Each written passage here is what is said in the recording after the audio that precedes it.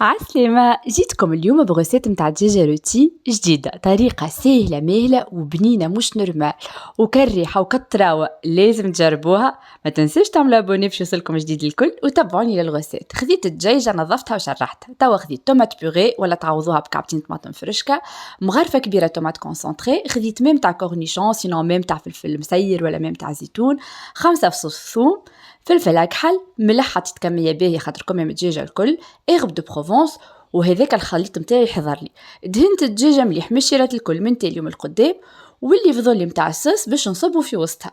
وباش نزيد عليها اوبسيون بنينه اللي انا حطيت كعبه زيتون من غير قلب. تنجموا ما تحطوش كان ما تحبوش الزيتون. توا باش نسكرها بابي كيسون بابي ألومنيوم وباش ندخلها للفور متاعي اللي ديجا سخون على 180 درجة لمدة ساعة وربع. بعد نخرجها نحلها نسقيها ونحطها في الكغي. هذه الدجاجة حضرت، لازم تجربوها. صحة وبشفاء.